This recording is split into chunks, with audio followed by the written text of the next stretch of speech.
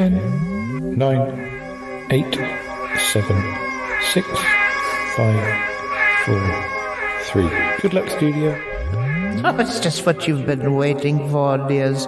Another episode of the Shy Life podcast coming right up. Oh, it's the Shy Life podcast. All I wanted was a pie, and then I hatched out of an egg. Okay, bring the mic over. He's ready to record.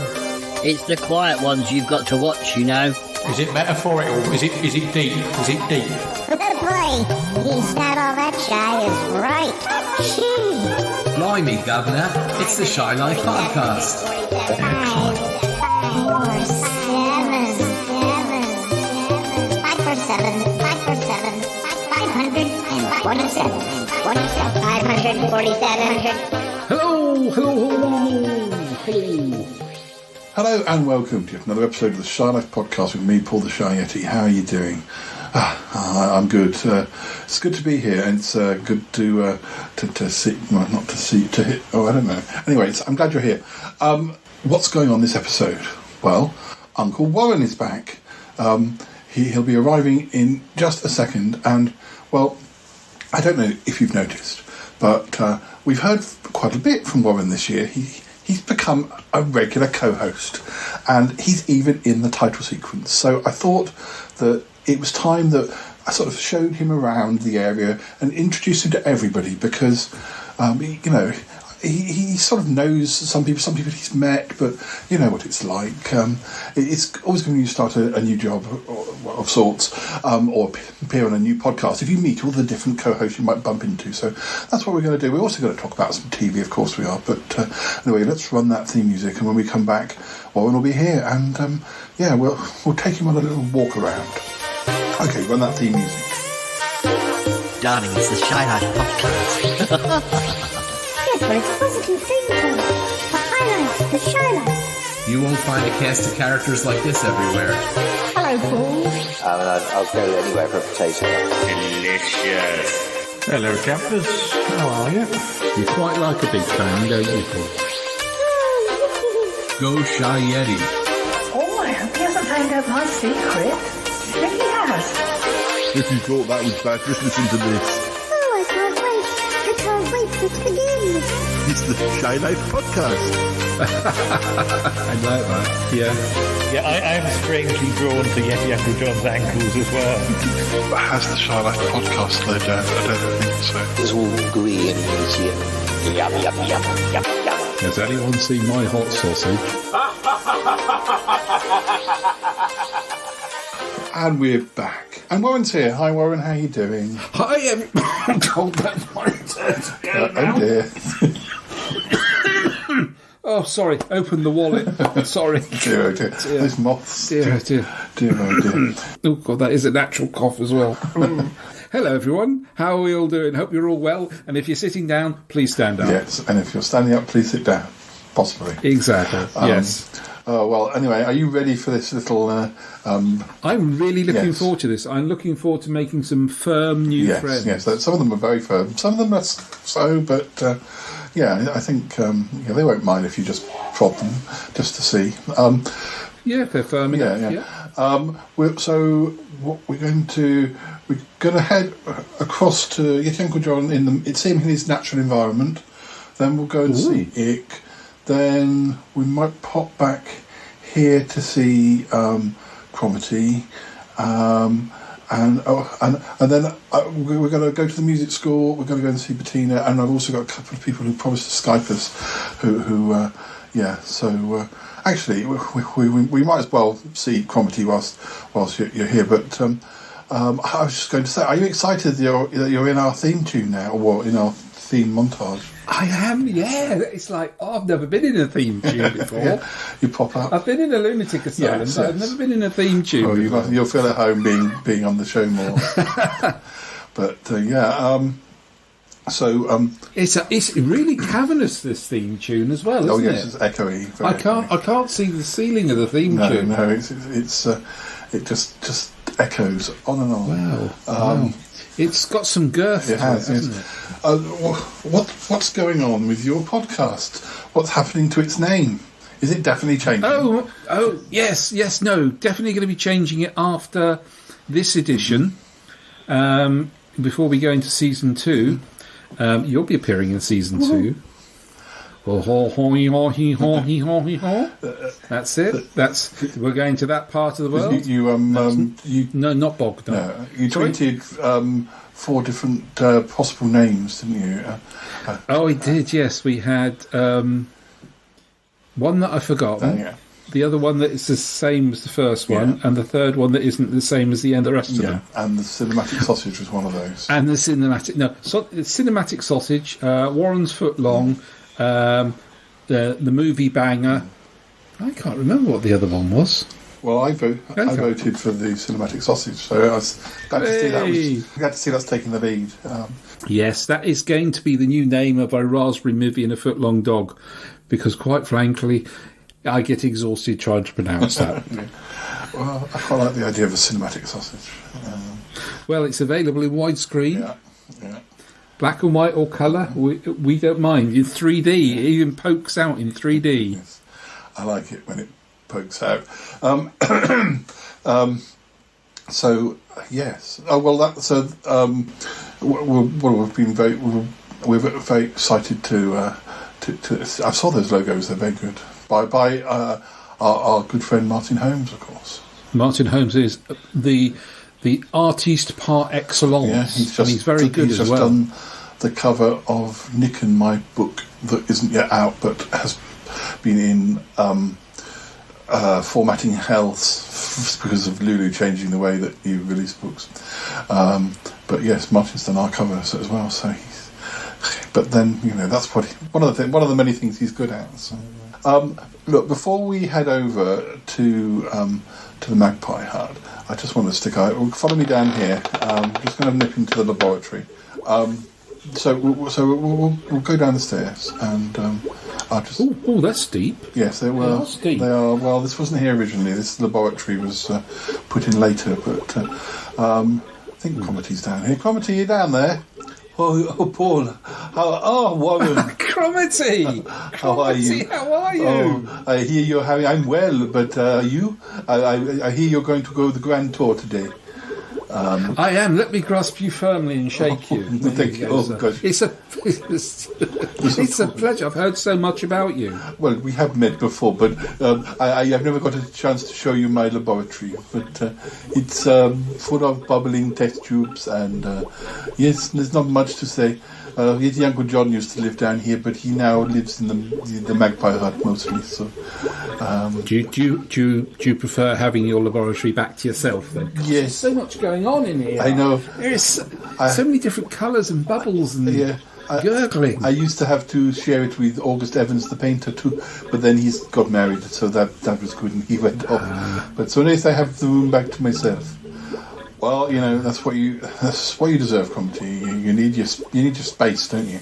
Oh yes, I definitely do. Well, I should not hold you up. You've got to head over to the Magpie Hut, I guess, and you got to see Ick, and so yes.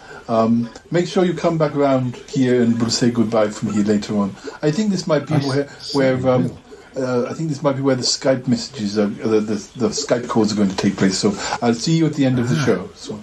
Yeah, I look forward to it. This is just brilliant. I'm blown away by the laboratory. It's very good, yes. It's fantastic. Yeah, it's all the modern doodahs and everything. And that huge lightning conductor in the middle of the room going up through the ceiling. Yes. Wow. Yeah, it's good. We decorate that at Christmas. It's the nearest thing. I'm going to say, I'm not licking that on a thunder and lightning night. Don't do that. Come on, we need to get going. Let's head over to the Magpie Hut. I don't know where Dealey is. I'm sure you'll bump into him later. He's around, but these famous podcasting cats, they don't always, Are they doing a new book signing again? Oh yeah, I think so. I think it will be. It's always having photographs or putting a paw print on the book. Yes, that's right. Yes. He has been on the cover of some of my books, so he needs to have a book all of his own. So yes, here we go. If we just cross over here, and then yes, It's just I don't have the proper sound effects to do a lot of the locations we're passing through. So we might just play a bit of music now, and then we'll be at. You can hear how cold it is out here, though, of course. I tell you what, the wind does not blow up the path round here, doesn't it? That's right, yeah. But straight up that path. We've got to go through bushes and things, and I haven't got the appropriate sound effects. So let's just play a quick bit of music, and then we'll be at the Magpie Hut. Apologies for the lack of sound effects. No, stop. It's so expensive these days, these sound effects. It's difficult.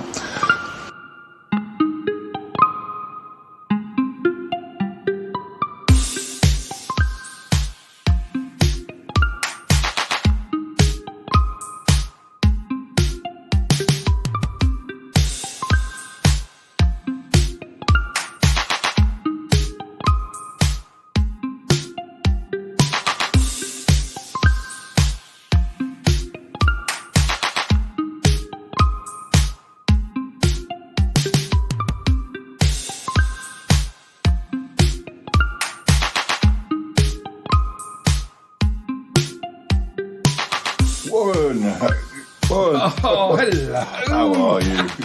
So glad you could be. Oh, that's a tight grip you've got there. Well, always. We've say hello to the magpies. They're very pleased to meet you. Hello, magpies. They're quite noisy, aren't they? They are, aren't they? I'm surprised you don't wear ear mufflers. when you I come do in here. sometimes, yes. We're very proud of the magpies. They sound very genuine, don't they? Well, of course they do, Paul. They exist. Warren can see them. Yes, I can see them fluttering around. It's just foliage we have trouble with sound effects with. But I hear you're having a look around, meeting everyone just to make sure. I am. Yes. Yeah, I'm getting a lie of the land. Oh, that's good. It's yes. it lies very well. I can see Well, it. Undulates. I there. know. Thank you. I'll be driving you in a bit, but you've seen my driving before, so. To distraction. Well, probably, but no. I was going to take you to Tallulah's music school and to Bettina's house, but I know you've got to see it first. So yes, and I think Paul, you're going to record with him. Well, I am recording anything now, but we're going to be talking about TV for a little bit before we go to it. Well, I was going to say, you haven't got any boxes in your car that you shouldn't have. No, not this time. No, apologies for that. Good. But, I'll let you and Paul have a chat about TV, I'll catch up with you once you've seen it. You'll like his spaceship. It's very authentic. Yes, and it's spaceshipy. Yeah. Is it like round? And yes. Bobbly. Yes, always. Ooh. Yes, the sound effects on the spaceship have something to, slightly. They're not quite right, are they? No, but anyway, it's something we live with. Yes. Well, it wouldn't be the Shut Up podcast if it didn't have some inadequacies. But anyway, we'll go and sit over here and talk about TV. Yes, you do that. And if you want to walk in the windiness outside, we will be doing that anyway. But no, I don't think that's the best way of recording with the windiness. We'll sit over here. You're getting gassed up your mic. Yeah. Oh, what about the magpies? It's okay. I can... magpies? Magpies, it's Daddy. Yeah. Some these guys need to record something. Is it possible to just zip it? All right? You all right? Oh, like that, they just silence. Oh, it's great. Oh, they're beautiful. Oh, Thank them very much for me. Yeah. Anyway, but get talking because it'll only be 10 minutes or something, and then they'll be awake again. Anyway, I'm just going to go and buff something. I'll be back later, and I'll see you. Oh, put a good shine, Yes. a good French polish on my car. That's what I was saying. I'm not anyway. Right. Well, Warren, it's very nice of him to make the magpies go quiet. Let's talk about TV. Ooh. We did 1977 and we did 1983. I'd like you to pick another year. What do you fancy? Ooh. The hot summer of 1976. Oh, let me see. What have we got here? So this is finished TV. Now, well, I don't think I've never even heard of this, but apparently Sheffield Cablevision closed when the funds ran out on the 2nd of January 1976. But I don't even know about that. But Cablevision. Yes, sounds very futuristic. I used to ride a chopper in 1977. Yeah. I had one of those. I had a blue one. Was it on a cable or? It wasn't actually. No. I didn't even have those little wheels at the back behind. It was unsupported. The chopper. Oh, gosh. Now, in February, early morning programming from the Open University begins on BBC One. I remember watching those things. They were all mainly in black and white, consisting of people wearing dark ties, light shirts, and having hair that went down to the back of their sort of to the belt line with a blackboard. Would you have any idea what the first program was? Probably not. No idea It's called Electrons in Motion, and it aired at 7:05 a.m. So. Because a lot of people only associate it with sort of late at night, don't they? But because we had no programmes on in the morning, I do remember the OU being shown, but they were always people with huge, great mutton chops. And they're filming it in the corner of the studio with a blackboard. I remember that. Now, we won't stop and talk about this too much because we sort of mentioned it when we talked about 77, because the Eurovision this year was represented by Brotherhood of Man with Save Your Kisses for Me. Yes. But moving on, I have two facts about Coronation Street. Pat Phoenix returned to the role of Elsie Tanner after an absence of 3 years, and Margot Bryant made her last appearance as Minnie Caldwell, both in April 1976. Those were Minnie Caldwell. I'm not thinking of Minnie Caldwell. I'm thinking of her friend who passed away. Is that the one who just died in the snug? That's the one. Yes. These are all terms that the Americans will be going, what are they talking about? I don't know. Actually, this goes back to our words that translate to the US, and I don't know. A snug is an area of a bar in the UK, or actually, it's not even a word that's used that much in bars today. Well, funny you should say that. My local pub, The Crown, has got a snug. Mm-hmm. And when you go in, you get your drinks at the bar. There's a sign saying "To the Snug." Oh well. It's a little private area, isn't it? Really, we've all got our private areas. Well, yes, we all have our private. Some of us like to take them to the public house, and some of them like to keep them somewhere else. Not many of us invite people to come and sit on and drink beer. Come and sit on my snug. Moving on, we have Dennis Potter's play Brimstone and Treacle, which was very controversial and got pulled at the time, and was eventually screened in 1987. God, that was a delay. 10 years. It says a 1982 version with Sting was made in between that. So by the time they made the film, what was the point of holding back the... I can't imagine the Sting version was that good. You may well be. It doesn't strike me as a man that would do justice to a Potter. Yeah, apparently the controversy was about a woman being violated by the devil. So I don't know much about the plot of that at all. I think you just gave away the plot. Well, that's one of the plots. I can't be all this about it. I mean, very short, disturbing. Hello, darling, I'm the devil. It sounds like. Well, didn't that? That all happened to Rosie's Baby about 10 years before. Anyway, I mean, it's all old. What, a bloke came up to her and said, "Hello, I'm the devil. Let's have a baby." Well, yeah, basically. I mean, yeah. If you read between the lines. Do you know? I've never really. Of a person that watches films. I've never watched Rosemary's Baby, mainly because my mother's name's Rosemary and I am her baby. Oh my goodness! So I really don't want to watch that film. This is a plot line to develop in the future. Listeners, Warren is actually the devil baby, like Damien. But this is amazing. This is great. We'll do this in the future. But we have to forget that we've discussed this because he can't hear us because we're talking about him and a future plot line. Possibly. Anyway, let's move on. Shh. Right. Next. Oh yes, the pilot episode of Starsky and Hutch was screened in April April 19... Car keys and clutch. Do you know, I'm looking at that as you say it on my shelf. Oh gosh. Were you a fan of Starsky and Hutch? I can't remember if I mean, I have bought a few like first seasons of shows that I never saw at the time. I don't know if I've got any Starsky and Hutch, but I've got a few 70s sort of cop things that like the one about the man on the horse. What's that one called? McCloud. I've got that. I used to like the closing titles where he'd gallop on through the city centre. And Macmillan and Wife, I've got that one. I never saw Macmillan and Wife. I saw it advertised. Yeah. Cannon, did you see any Cannon? I haven't seen any Cannon, but obviously I've got Ironside. So I've got the one that's... I don't remember how it's got George Peppard in. I can't remember how you pronounce that one. He's like it's like a Polish name.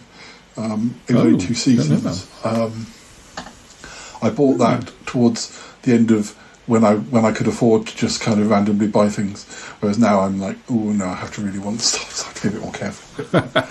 There's one series that I'd like to get. I think I've probably mentioned it before. It's Petrocelli. That's one that pops up. I can remember sitting up late and being allowed to watch that in the 70s. But wow. Around the same time, no, what else we got? We had this when we talked about some of the other years, but the James Bond film Russia with Love made its debut on British TV. Which that's a long time because I mean that's 63, isn't it? Yes. Wow. So yeah, it's a long time between. What's your best bit from Russia with Love? I probably can't remember them enough to pick. My favourite is Rosa Klebb, the Russian lady with the spikes in her shoes.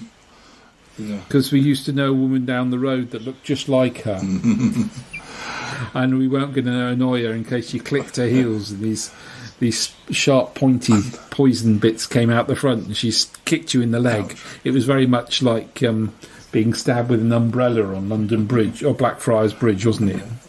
In the 70s. That was times I've seen. I was going to say, Russia with Love has probably been shown 63 times since then.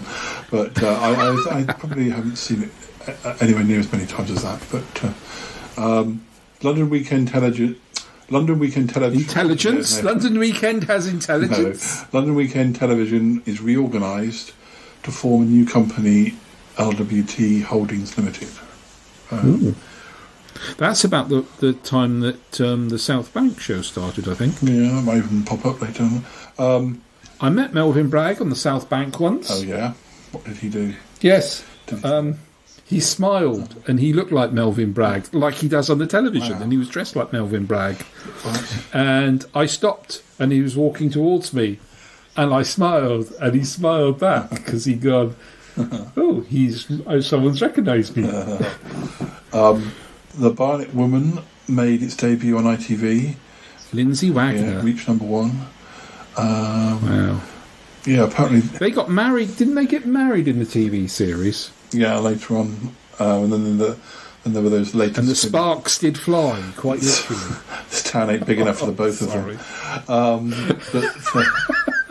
Apparently, for a sort of tele-fantasy show like The Barnet Woman to be number 1 was almost unheard of at that time. Because there were very few programmes that had a female lead. I can think of Wonder Woman with ex-Miss America Linda Carter. Follow her on social media. She's very. So do I. Yes, I follow her on social media as well. Then we have Policewoman. Yeah. And those are the only two I can really think that stick out. Definitely Wonder Woman stuck out. Definitely. Yeah. I was worried about her padded pants. Never mind. Now, there was the Summer Olympic Games in 1976. We don't have to talk about that. Channel Television became the final ITV region to begin broadcasting in colour. In colour? Now, that's sort of comparable to Australia, because Australia went over to colour in about 75. 74, 75-ish, wasn't it? But most of ours had changed by 70, haven't they? So That's I've been watching some more Homicide, which is the equivalent of sort of what I suppose would be a Touch of Frost or something like that. It's a Murder Squad team, and then it's got to about 75, and all of a sudden it's in colour. yeah. There's a show called Number 96, which was a sort of quite groundbreaking Australian soap, which never got shown over here. And I know I've seen some of those. Yeah, I quite like that. Yeah, that's sort of a lot of the early stuff doesn't exist. There are a few black and white ones that exist, but that goes to colour sort of later on. I have to say, the Australians have a wonderful style. I don't think it's matched anywhere else in the world with soap operas. They are really, really good at their soap operas. Yeah, they're just there's just aren't any UK or US ones that excite me as much as Australian ones. But there were eras of Corrie I like, and there were obviously I like Dark Shadows, but that's almost hard to think of as a soap because it's so way out for a soap. It's much more of a telefantasy show. Soap horror. What else have we got? We got Kermit the Frog. Well, we got Muppet Show. The first episode of that. He did well in his career. He did. Yeah. He started off as a reporter, didn't he? He did. On Sesame Street. He did, yes. And then he does really well. He got into the entertainment industry, and he had his own show. Yeah. He introduced his own prime time variety show. Yeah, That's not bad for a man that wore a Big Mac, wore a Big Mac, not a hamburger, but a Mac and a Homburg hat with a press written in it, holding a microphone. He does really well. Sort of the Terry Wogan of frogs, I suppose. But he's almost... What, he wears a syrup? No. Sorry. Yeah. George and Mildred. George and Mildred came about in the same month, September 1976.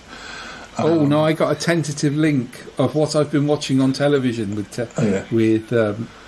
George and Mildred. If you want, if you're happy for me to tell you. Yes, please. I've been watching L for Leicester. Mm-hmm. About this was the first thing that Brian Murphy made after Luther Joyce passed away, and that's 1982. And that's about the driving instructor. I've never really heard about that. It's supposed to be a comedy. Heavy emphasis on supposed to. Yeah. Well, actually, there's lots of things that came out around this time.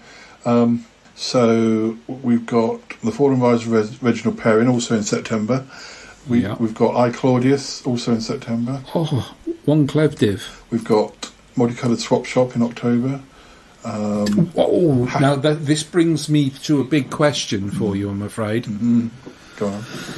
It's a horrible question to ask, but Tiswas or Multicoloured Swap Shop? I have no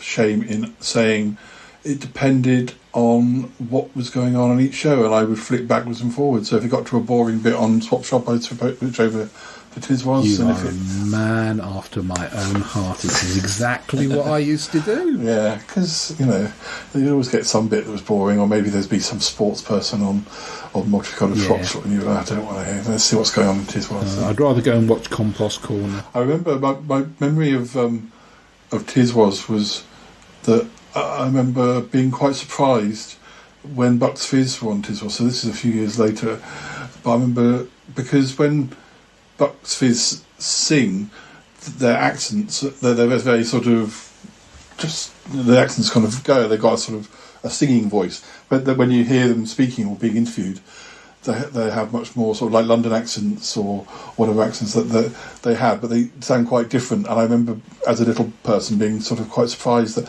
they have this voice, and then when they sing and then when they speak, they've got a different voice. And that's what I call the Adele effect, isn't it? Or the who's that lady who was on Britain's Got Talent that has that amazing singing voice, and people wrote her off before she opened her mouth because of the way they look, because of the way she looked. I can't think of it's gone now. It went straight in one ear and came out my nostril. Oh dear. But yes, I know who you mean. Yeah. But yeah, so I watched both. Also, Happy Days got its debut. Happy Days, just before the news. Yeah, and that was on ITV. And the New Avengers. Liz Sladen left Doctor Who. This was a multicoloured swatch shop. Happy Days, New Avengers, and Elizabeth Sladen leaving Doctor Who all happened in October 76. I will not be shy and come forth and said I did shed a tear when Liz went. Well, well, as in leaving the show, I didn't see it at the time. You were a mere speck in the eye then, weren't you? No, I did exist, but I didn't start watching until 79. So I was only about 3 or 4 in 76. But I remember the hand in the sandwich box, but that's another story. Oh, look, here's another one. Premiere of Goldfinger in November. Is that the one that follows on from Rush with Love? That's the next one, yes. Yeah, so they must have been slowly sort of releasing them. One of the largest grossing James Bond films ever made. December is when the Sex Pistols caused a storm of controversy by swearing on the Reg Grundy show. Yeah. No, Bill Grundy. Reg Grundy Reg Grundy was Neighbours, Nicholas, wasn't he? Yeah. No, he Neighbours. That's why I always got, as I've got older, I've got the two mixed up, because I sat there and when I first saw Neighbours and it came up Reg Grundy and I went, hold on a minute. He left, because I actually saw that transmission and I was like, really? And there's like, I was looking round as they were swearing to make sure my parents weren't behind me. And I was like, people swearing on the telly. And they really need a wash. Well, that was my overriding thing. Why don't they have a wash? The same month, the ghost story for Christmas that year was The Signalman with Elliott. Yeah. Have you ever seen that? Yes, I have. Yeah, it's good. It's quite creepy, isn't it? Yes, I watched for the first time at Christmas Whistle and I'll Come, which I found quite disturbing as well. Yeah. But yeah, the Signalman. I've only recently seen that in the last 5 or 6 years. Yeah, probably. But I really like it. I like the twist. Yeah. Look, we need to get on to Ick, but sorry. That's okay. I just very quickly. Other series that started include Paddington Rent-A-Ghost, and I saw Duchess of Duke Street, Gangsters. Yeah, well, we'll choose another year. Actually, Ripping Yarns. That's another one. Ripping Yarns. One Man and His Dog. Apparently, One Man and His Dog is still going to this day. They must be knackered. Yeah, I know. Open All Hours. How old's the dog? I don't know. I'm not sure. Presumes to say Bouquet of Barbed Wire. Jamie and His Magic Torch. Bouquet of Barbed Wire. Rock Follies. Jamie and His Magic... Now, see, I thought Jamie and His Magic Torch was earlier because it's very psychedelic. I would have thought that was early 70s, but wow. Yeah. That must have been a really long trip that they had. Ghosts of Motley Hall. That's beautiful. I love the Ghosts of Motley Hall. And the BBC programme, The Ghosts, owns everything to that programme. And the XXY... Never better. The XYY Man. Star Maidens. I have seen some of Star Maidens. Star Maidens. Oh no. Oh, and Beasts, which was that anthology show. Oh yes, the anthology. Yeah. By Quatermass Man. Nigel Neal. Yes. One thing pops into my head, and I don't know which year, and it just seems to be screaming at me. Is My Wife Next Door with Hannah Gordon, and I can't remember. For some reason, I got hung up on it being that year. What channel would it have been shown on? BBC One. I'll have a look on this. That's where he divorces and he moves into a nice little cottage, and next door to him, his wife moves. No, it doesn't come from that list, but I shall Google it. Yeah. It's a sort. There we go, British sitcom. Yeah, John Alderton and Hannah Gordon, 1972. So it was a bit too early, but that had some good faces in it. It had Molly Sugden in that. So, oh gosh, sorry about that. I got the years wrong. For some reason, I thought it was then, but wow, is it really that old? That's okay. Look, I think listeners, we're going to we've got to do a quick waddle over to the X ship. You speak for yourself. I'm not waddling. Not in these trousers. They're too tight. The magpies are all waking up as well. You go in there. I wouldn't stay around here now. It's time for them to do their yeah. Okay, we'll move. Listeners, bit of music, and yes, we'll be at X. Yes.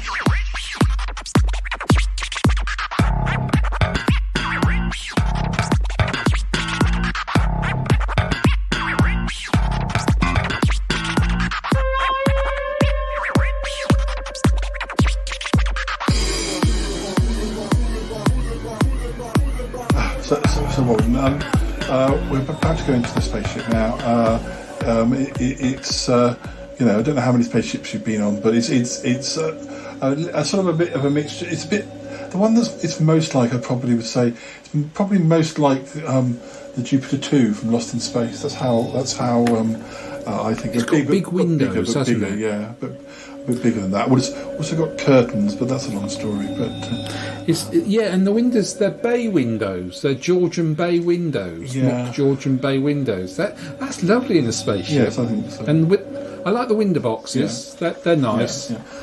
And the giant rivets on the outside. Come in. Hello. Hello, it's me, Ick the Alien. Ick the Alien. Greetings and salutations from the planet. Would you like to shake one of my tentacles? Oh, would I? Oh, that's interesting feeling. Yes. Come in. I put the kettle on. So, I wouldn't, because I don't think it'll fit. Oh, well, I put it on anyway. Okay. I thought you might like a cup of tea. Oh, thank you very much indeed. I've never met an alien before. Oh, well. Do the French count? Well, I'm not sure. Well, actually, you may not realise it, but Kitty the cat is an alien too. Really? A cat-shaped alien, yes. Yes. But there's a lot of us about. But, yes. But anyway, what do you think of my spaceship? I think it's the most beautiful, eclectic, amazing piece of wonderful geometry that I have ever seen in my born days. I mean, you have got large spherical balls built into the ceiling, and I have never seen such large balls. Well, I'm very proud of my balls. I would be, yeah. It is arc around. Ick has a Ick has a son. Well, do we say he's a son or a daughter? What is he? He's just Ark. Okay, yeah. Just be so careful. I didn't want to offend him. No. And I'm afraid Ark. We would have loved you to have met Ark, but he's off doing things up in space. Shame. I'd like to have met Ark. You probably will at some point. How old is Ark?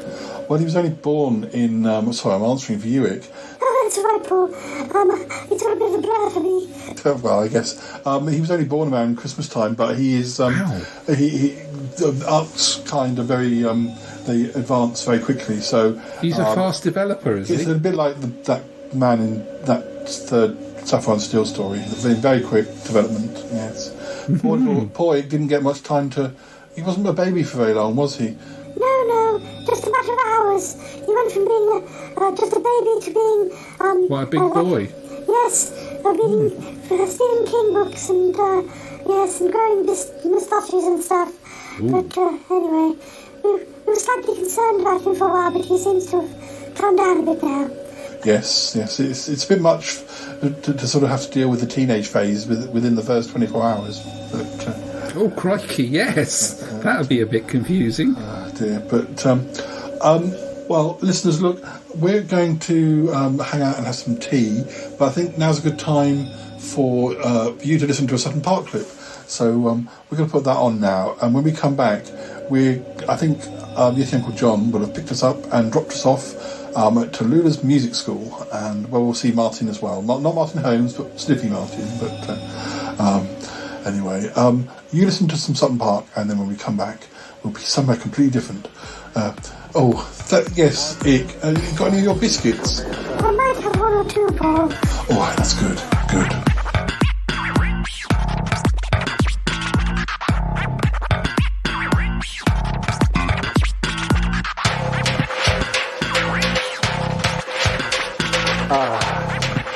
T-Rex. Nice to be seeing you.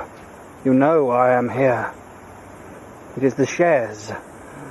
I need the shares. Have you found a way of getting them out of Jay's stomach and the mummy's stomach? I fear that our plans will be scuppered by not being able to access them. Hey, man. Hey, I've got good news for you about that. Hey, I tell you, it's not as bad as you think. They never did eat them. What? No, they never did, man. The truth is that was just a ruse to confuse Yarrick and everything. So, where are they? Well, man, they're in the book, like they always were, in that safe, in the library. In the library? We're not in the library now. So? No, man.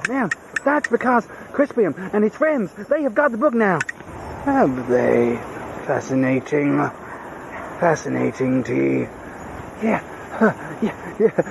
And, man, the great thing about it is that they're here. Crispin's here with the book. Man, with Yarrick and Clive. Really? Yeah. Well, you and your friends ought to bring them along. I would like to welcome them back to the park. Hey, yeah, sure, man. Will do. Hey. So they tried to trick me. Swallowing the book, eh? Swallowing the shares, I should say.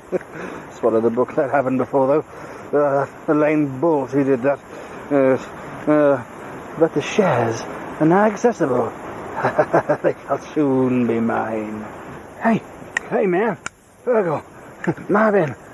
Yeah. We've got a little project for us to do for the controller.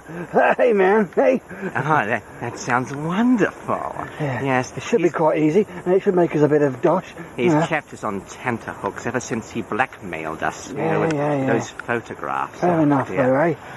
Still, it sounds interesting. What has he got to do? It's the shares. Crispin, that pathetic crocodile dinosaur, whatever he is. Oh, what do you mean?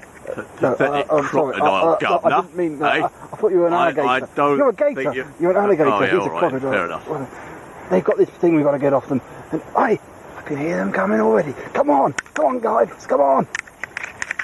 Hello. It's me, the narrator. I wonder what they're up to. Oi, guys, what are they doing? Hey, don't move around so much. Get into focus. Just a minute. Well, I'm just sort of hanging around waiting for you to tell us what to do. I'm bored. I want to have a piss. What? Oh dear. What are they going to do? What are they going to do? Oh dear. I don't know. I think we ought to follow them. Don't you? Come on. Where are they going? I don't know. Blimey. Owen, stay where you are. Hey, it's them. It's John and Owen. And Paul, I think. They must be. Oh, wow. Yeah, they got to get your voices back. Can't hear where they are. Get off my hair. Oh, sorry. Oh. John, are you okay? Don't get. Look, I'll give you. You'll have a in my pocket if you. I'm sorry. Right. We're heading on. Hopefully, might bump into some friendly faces rather than unfriendly ones. Sure you're okay, you two? Oh yeah, I'm fine. I'm just getting a little bit tired. A bit sleepy. Yeah, well, we will. I don't know. John, it's me. It's me, Jay. And Hampton. Hey, come on. Why did you go running off earlier? Hey? We were supposed to be together. We've got to drop all our differences. It's dangerous. You don't know the part like we do. Exactly. Is he still angry? Hiya. Hi. John. Uncle John. It's Jay and Hampton. We're not to fight them. We mustn't fight. All right. Fair enough. I suppose we could do with the help. Oh dear. Paul's just up here. Come on, through the trees. This way. Still waiting. Are you coming, guys? Hey, it's Jane. Yeah, this way. Hey, that's good news. Oh, blimey. Oh, ow. Oh. Come on, lads. We mustn't keep Paul up. Holding up. There he is. Hey, get back. Oh, bloody hell. See what I see, look. Oh, flip it heck. Blimey. He's a claw. He's seen us. Quick. Oh, blimey. Quick. Quick, don't stand there. I've got to go. Come on. John? Hampton? Jay? Owen? Where's everyone gone? Where's everyone? Whoa! Oh, God.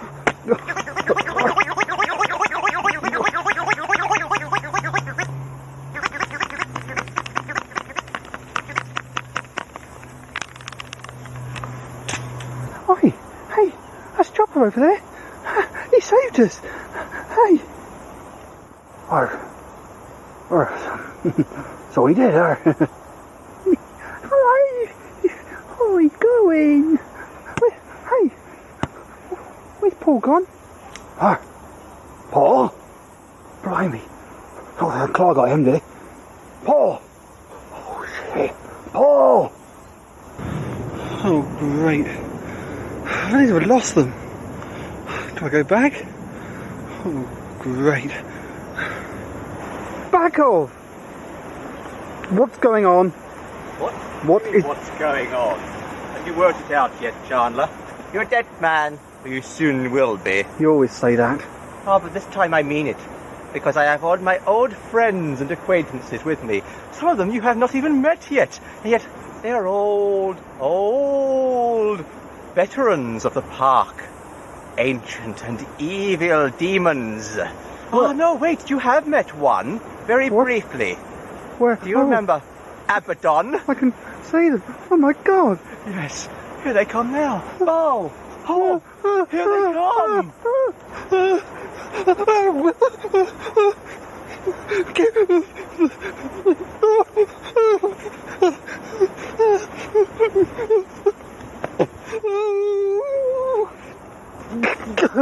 Go. Chandler. Yes, my dear friend. You see, there is lots that I have to tell you, but only a modicum of time in which to tell it. What have you done, my friend? The lost city of Sutton Park was discovered beneath Camberley, and there I discovered not only the plans for the lost city, but also, my friend, a lost tribe of claw creatures. Yes, and these claw creatures I have set to recreating the lost city. Come hither, Chandler. I shall push you in here, and there you shall find what I want you to see. Go. Ow. Get off me. Get off. Stop it. Oh. This way, Chandler. What? What are you going on about? Kind of lost claw creatures for? A lost clan of claw creatures I found beneath Camberley. Weren't you listening, you fool? Oh. Primitive, idiotic, underdeveloped Sounds like you. No. They're just primitives. More intelligent than you, yeah. Yes. Yeah, I know. Oh, yes. No, I just thought I'd use them as construction workers, you know. They seem to understand the complexities of the lost city. They lived down there long enough, you understand, so I thought they could build it for me. A new lost city. So where is it? Beneath Sutton Park itself, of course. It shall rise out of the ground, majestically, and then there will be a new regime. And you, Chandler, will see it. It will be the last thing you do see. What? I was wondering, what don't you think the earthquake might have sort of set it up already? I can see a building over there. I think the Sutton Park's choked it up already. Is it? That's brilliant. Well, I would like to have seen it come out of the ground early on, but come along then, Chandler. Let us see the last few minutes of your life. Gosh, you can see where it broke through the... Exactly.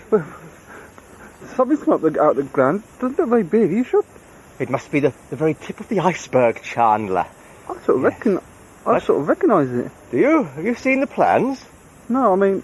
Did you receive a copy of the plans from Crocus 69, or whatever his name was? Oh, I'm sure of the it. Spy. I'm sure of it. What? That's not your city. It isn't? That's the... What is it then? The top of Von Helbin's laboratory. What? It vanished when he did that time travel business, that Operation Olden Gate, which you were involved with. What are you talking about, you fool? It can't be. Not in Sutton Park. Well, no, but it looks like it, doesn't it? Get over there. No. Go on. No.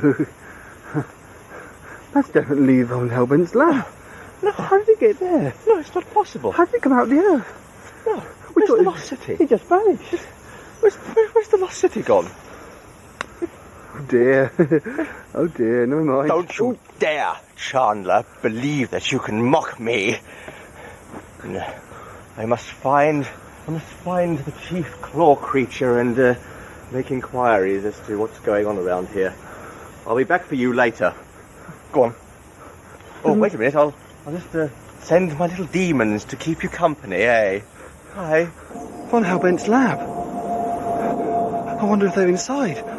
Oh no, in Von Hellbent. I've got to have a look. Something else has come out of the ground over there. I wonder.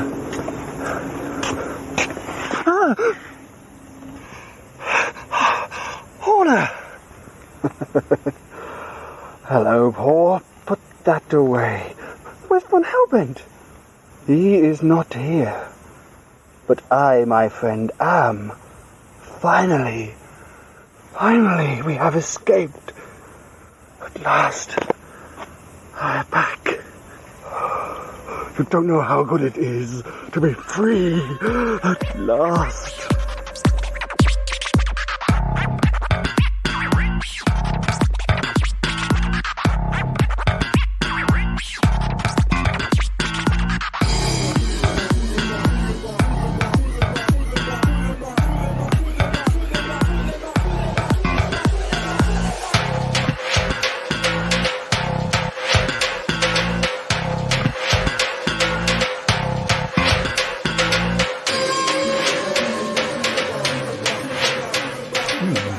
Step down. It's quite a step down. Car.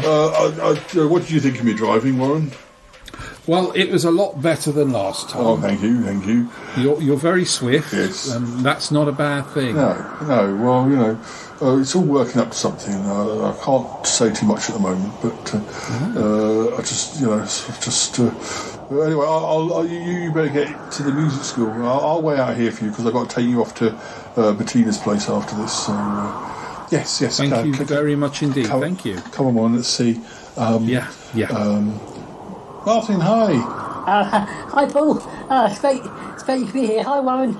Nice. Hi, Martin. Pleased to meet you. Yeah, I like your cologne. It's very nice. Thank you very much. Very nice. It's German cologne. Oh right, yes. Oh right, well, it smells so nice. I'm very keen. I collect smells. Oh really? The nice ones are my favourite, but the old mouldy cabbage I'll give a sniff to. It's all science, but well, experimentation's the spice of life, isn't it? Yes. Now I come and meet my mum, Tallulah.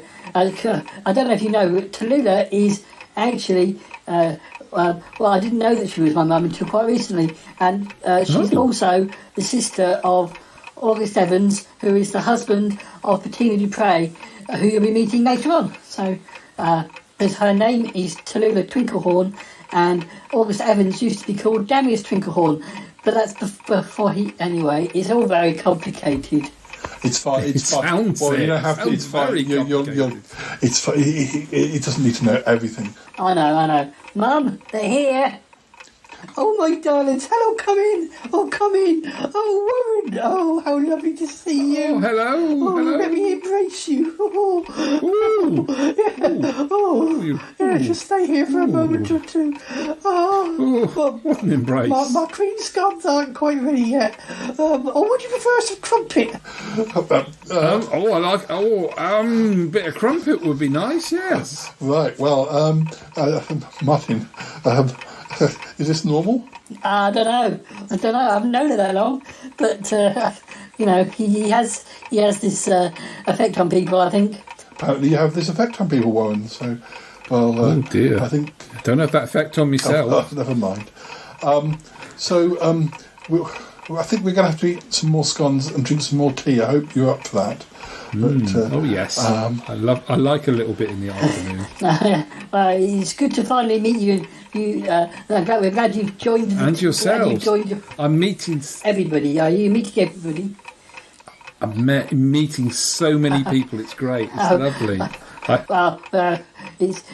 You might get to hear some music because this is obviously a music school. So we've been working. Mum's been working on a big piece involving phoenixes singing. I can tell Warren about the phoenixes, Paul.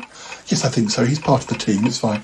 Anyway, he'll be talking to Dragon Albert later, who runs the Phoenix School. So yeah, but yes, we all mingle, even if everyone knows everybody else. So anyway, now listeners, we're going to have more tea and more cake. But whilst we were in the car driving over, now getting John's car, it's very soundproofed, so it doesn't sound like we're in a car. It's amazing. It's really good. Paul, does that mean you don't have a sound effect for a car? Well, I have a few of taxis, but it's not. Anyway, anyway, move on. No, sorry, Paul. Yeah. Yes. So on the drive over, Warren and I talked about some more TV, some more years in TV. So we're going to play that now whilst we have some tea. Yes.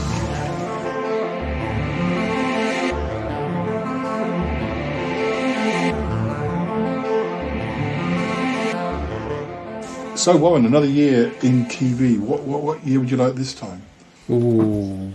What's the highest I can go up to? Like you could talk about 2022. There is some. Oh Lord, no! Let's go for the middle of the 1980s, shall we? 1985. So I was looking earlier to see how much. It's actually got quite a lot for. Believe it or not, things are actually happening in TV in 2022, but just not very exciting things. But most facts need to date 20 or 30 years for them to become interesting. At the time, it's just some new TV program started.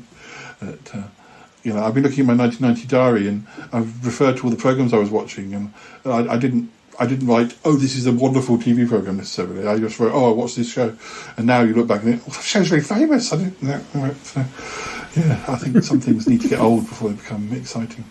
Okay, 1985. That's me, that's my life. What else? We've got New Year's Day highlights in 1985 was the Guns of Navarone and the Alan Ayckbourn play Absurd Person Singular. Brookside is moved from Wednesdays to Mondays, which now means that it can be seen on Mondays and Tuesdays. So, that's complicated. And Superman 2 had its debut on ITV.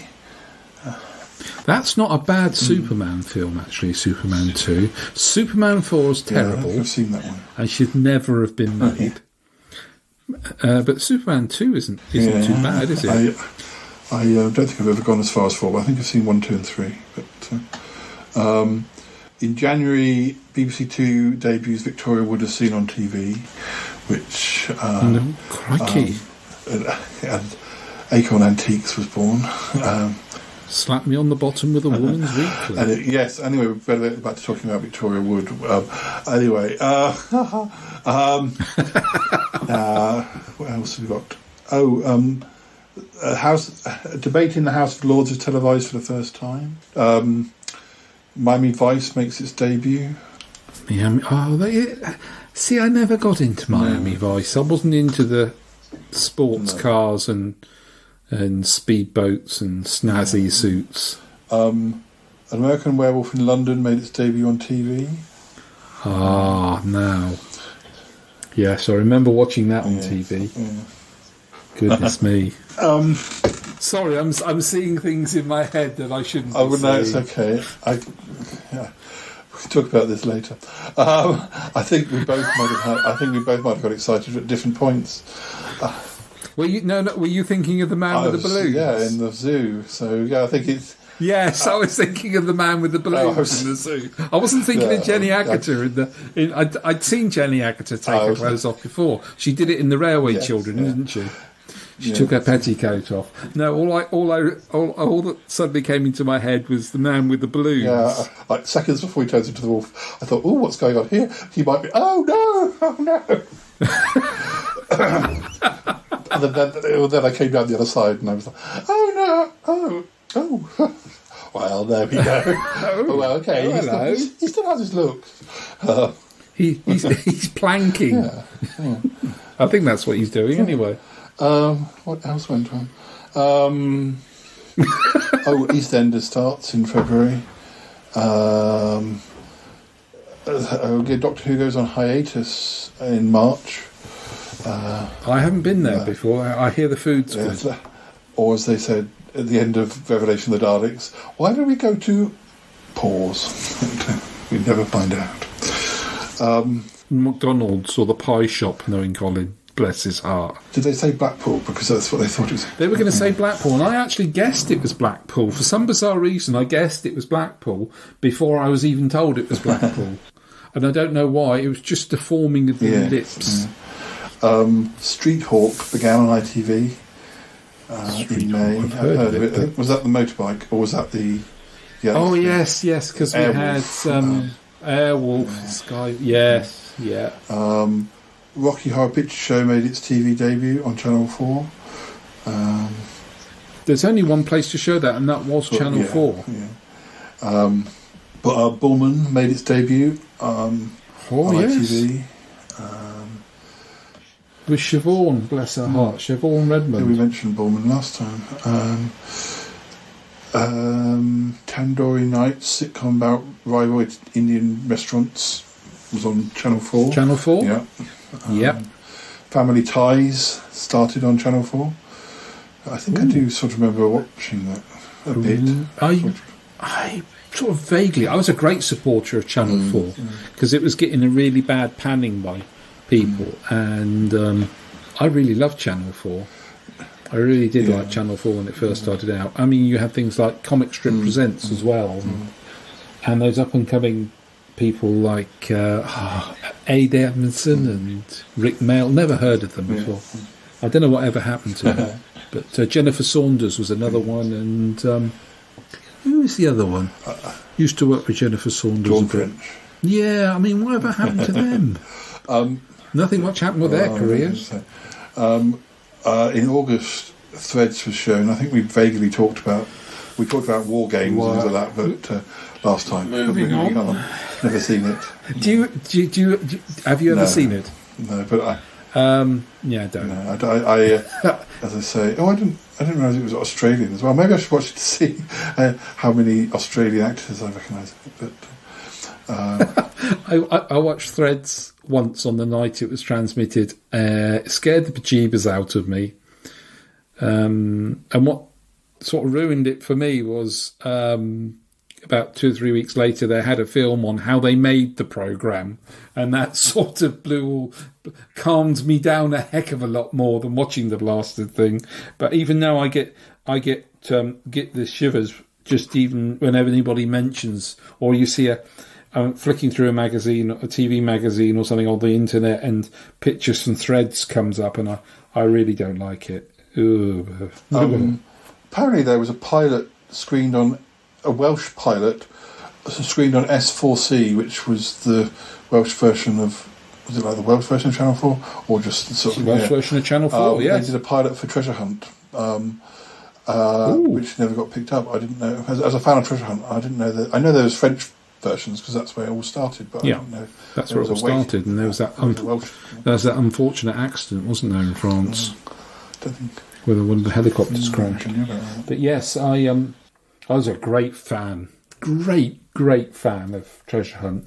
What did you think, though, of when we had the Skyrunner change to Annabelle. Croft, was it, or Annabelle? Yes, Annabelle Croft, yes. I get confused with my Annabelles. I don't think I minded. Apparently, I read recently when I was researching in the article I did for Around the Archives that she was only off for a year to sort of on maternity leave and was meant to come back, but then they cancelled it. So.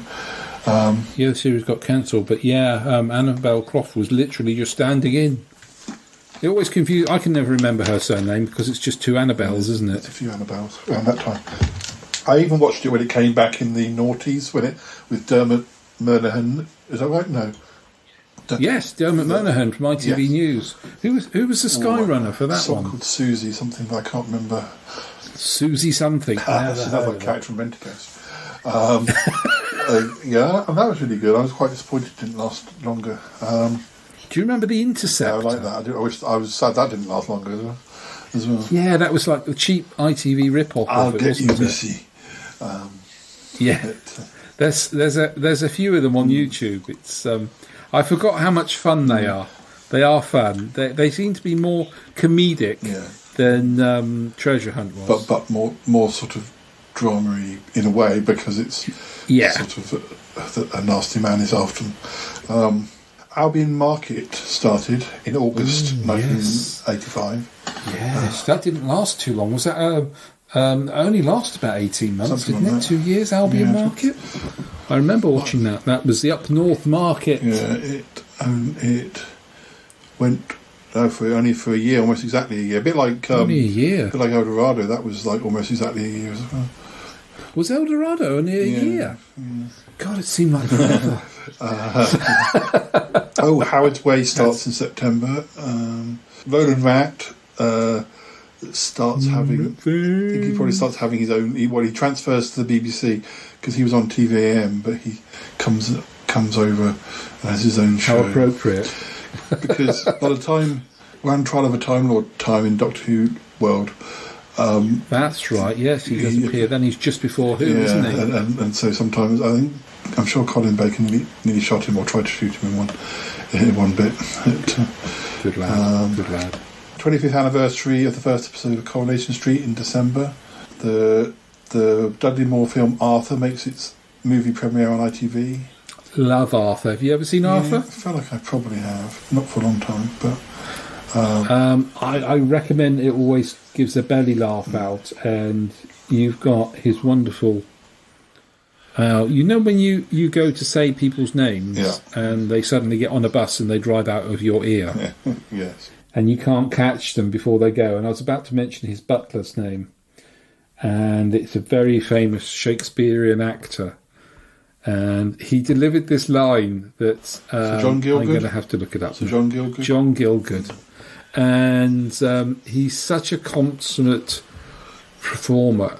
You don't imagine him to do comedy. And of course he isn't a comedic in this. Arthur's the comedic foil to most of the things, but he is so dry and treats him like a naughty child. And when he's in his bath, he delivers a wonderful line. I hope you don't mind me. So it comes with a spoiler, but it also comes with a warning. There's no rude words in it. I suppose you want me to wash your dick, sir. He just does it so dryly, but for him to say it whilst holding a loofah, it's just got all the more absurdity. Wonderful film, lovely film. If you're ever feeling low and blue, stick Arthur on. I love Arthur. It always makes you laugh. December 1995 was also the year of Minder on the Orient Express, a feature-length episode. Oh, Lord, no. Yes, I remember watching that and being very, very disappointed. Were you a Minder fan? Well, we sort of mentioned this a bit last time, and I kind of, I think I was more pro it than you were. And also, I even watched it when that guy took over from Dennis Waterman. That guy who never went on to do anything else. But didn't he go off to Australia? No, Dennis Waterman's character goes off to Australia, doesn't he? Yeah, I'd sort of seen it. I'd sort of seen some episodes with Dennis Waterman, but by the time that other guy took over, I was kind of. I was more sort of. I was a little bit older and was able to sort of watch all of it. So, but it wasn't quite the same once. Although he had a different sort of. I think it was entirely bad. He I think the guy who took over was sort of Gary Webster. His name was Gary Webster. That's it, Gary Webster. He was. He's Arthur Davies' nephew, so he has a sort of slightly different relationship to him than he did with Dennis Waterman, which is probably a good way to go and have a slightly different sort of, not just have another Minder sort of thing. I remember, Orient Express, because it had Honor Blackman in it, trying to seduce Arthur Daly. Oh, gosh. Yeah, exactly. It went exactly as you thought it would, yes. Gregory's Girl was shown on ITV. Also, Arthur, I was going to say, that was in 81, so we've only got like a 4-year sort of waiting time between cinema to TV. But, not too bad, not too bad. And let's just see what else. We're almost at our destination, so... it's very smooth. Yes. It's a very smooth ride, isn't it? Yeah. 3 Up, 2 Down started in 85. That was a sitcom. D'Artagnan and the Three Muskehounds. Although, yes, you can see it's not quite such a old Telly Addict start. I used to watch Telly Addicts. In fact, when I left home, I remember I used to, it went on till 98, and around 96, 97, I'd watch it on a Monday evening, and then I'd call my mum, and we both sat at our separate homes, playing it and doing the answers, what we thought the answers were, and then marking ourselves, and so we'd ring up and say, "Oh, how many points did you get?" I can't remember. I expect I did pretty well. Did you have a hoofer doofer? Yeah, it wasn't very good though. It was quite stubby, short and stubby, but wasn't it? Oh, but it did the job though. Yeah. It's not about the length. No, it's what it does. Yeah. Just a bit. Here's an exclusive for you if you didn't know. Hot off the press, you were talking Annika Rice and you were talking about Treasure Hunt. What was the other programme she was known for? Challenge Annika. It's coming back. Oh, gosh. Yes. Gosh, Doesn't she want... She's not going to make him run around, surely. No, I think she'd probably be in an electric wheelchair or something. You've got to build a ramp for me. Away you go.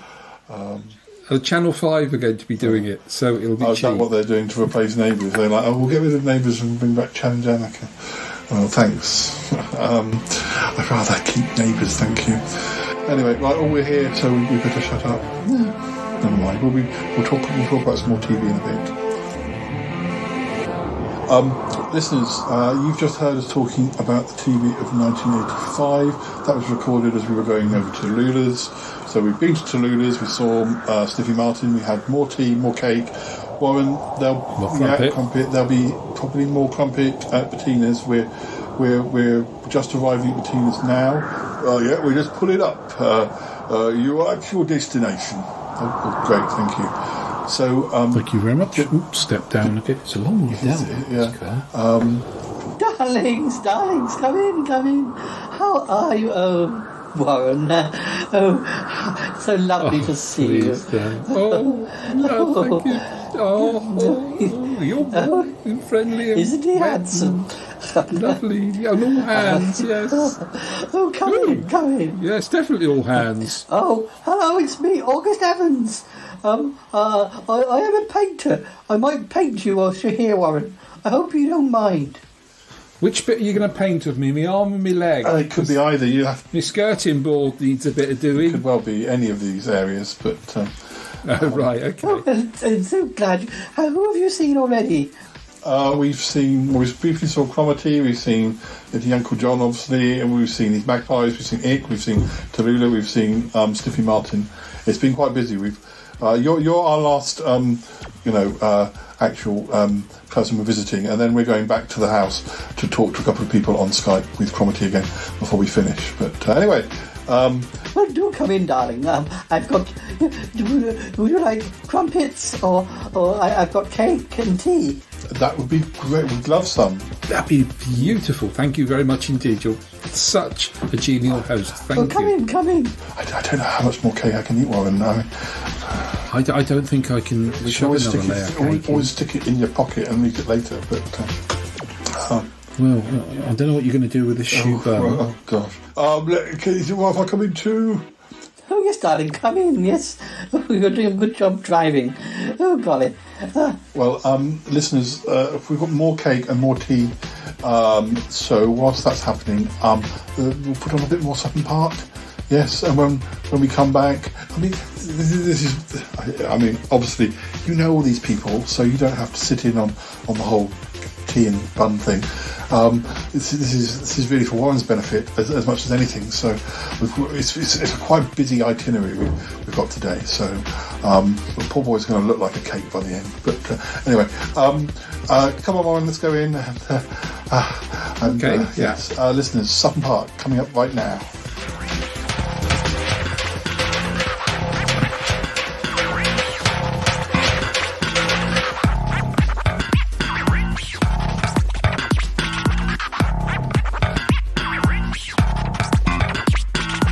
Tranquility Base here. The Eagle has landed.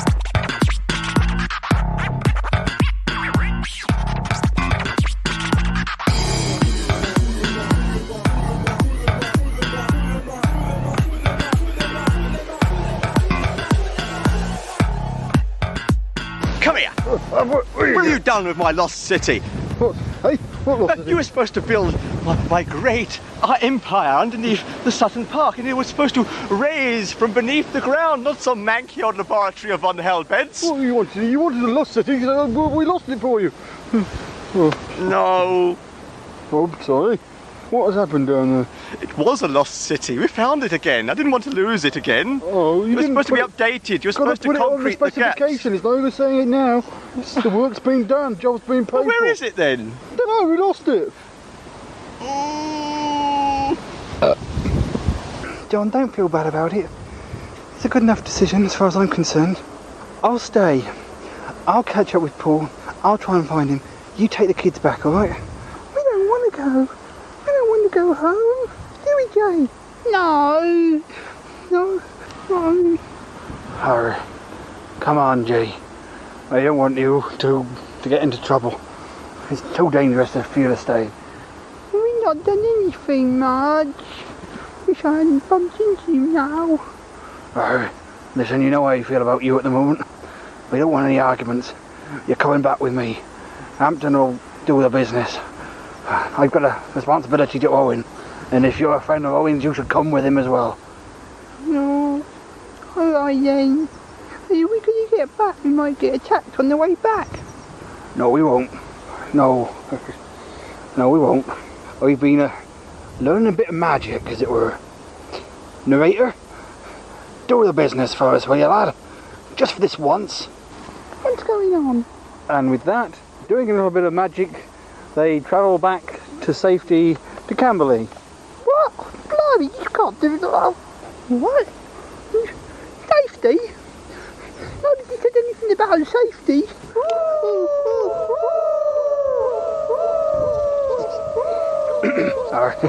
It's amazing what a little bit of magic can do, eh? Well, I could stay here now, but no, I better not. Right, see you, Hampton. And with that, John vanished as well. Make it careful, won't you?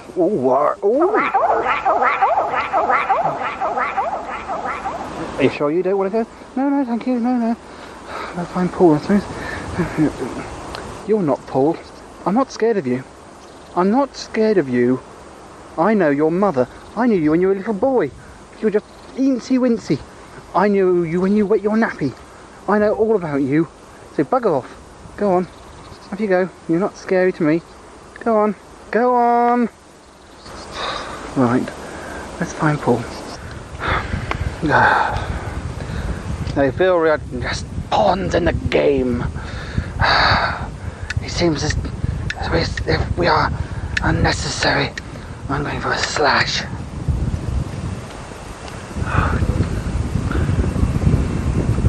I don't know. Where do we find Paul Hyton? Right, the shares are in there, books in there. Right. Clive? It's 12:03 p.m. We're just having a break. We've been wandering for too long. No sign of Paul. It's no point. It's 12:03 p.m. It's not 12. It's It's not. 12:03 p.m. Oh, you don't mean that. I see. What are we going to do now? Clever clocks. Just have a little break. I hope no one gets hold of that shares. That's the most important thing. Can't see anyone. I think we're safe. Shares should be safe. Everything should be safe. Wait, man. I can't get it. My mouth won't work well. Go on. You got better gobs. Yes, Governor. Yes, Governor. Go on. Hubby, you got it. Man, you got it. Come on. Quick. Oh, you imbeciles.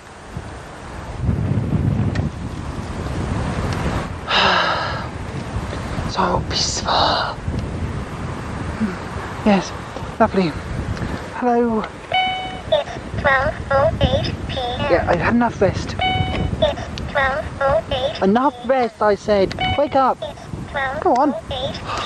Right. Take the book. Oh God. Oh good. Oh God. Oh, where's it gone? The shares. The shares. Oh, they're not there. He's not there. The shares are gone. Hey man, quick. It's one of the others. No, get the.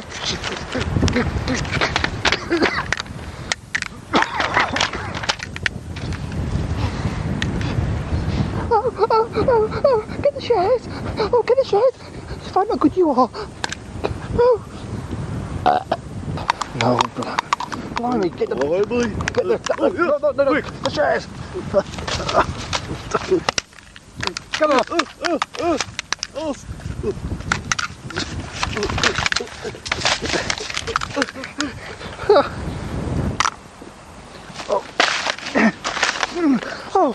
Oh, good Lord. Got them back again. Oh, thank you. Oh. Get off of me. I say.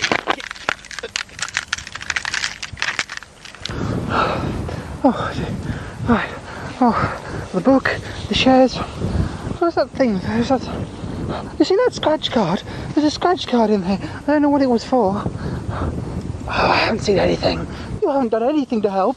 Oh, you evil, stupid man. You didn't help either. 12:12 p.m. Oh, I'm sure the scratch card's probably not very important. Scratch card's probably not important. Oh, there they go. That's good. Get rid of those nasty people. This is a shambles. I don't know what's going on. Oh, dear. Right, you run up. Go on, just what you are, chase. Just chase him. I don't know. It'll be the death of me. 12:15 p.m. It will. You were absolutely hopeless, like. Yes, I admit it. Absolutely hopeless. You're supposed to be working, helping us. Right, I'll put this book somewhere safe. Oh, narrator. Hello. Blimey, that was a near thing. Thank goodness we were here to help you. What is he doing here, Crispin? No, well, he's really supposed to be helping me, but he hasn't. Has he not? I don't think he should be here. Do you want me to send him away? Oh, can you do that? Hey, what are you doing talking about me? Well, you've got Clive with you, haven't you? You don't need anyone else. Just trying to find Paul. Yes. I've got the book and things. I thought you might need it. Oh, I see. Yes. Right. Yeah, we don't need you. You're too much of a liability, I can tell you. Yes. And with that, Yorick vanished. Not for good, alas, but returned to Camberley, where he couldn't do any trouble at the moment. Except unless he gets involved with Jay and John and all those people, which is quite likely. Oh yeah, why not? Go and cause trouble elsewhere. What? Go and cause trouble elsewhere? So be it. There you go. See you later. Do be more careful next time. The shares are very valuable. Yeah. Oh dear. Drop them again. Oh blimey. Come on, Clive. It's 12:18 Come on. Oh, dear. It's 12:18 p.m. It's 12:18 p.m. It's 12:18 p.m.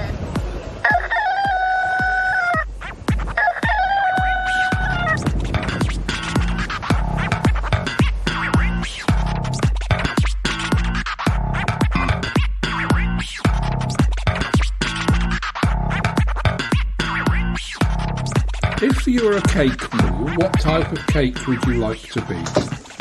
I tend to like sort of like fruitcake or like cherry Genoa cake, things like that. Isn't that a person out of Friends? Probably, yes.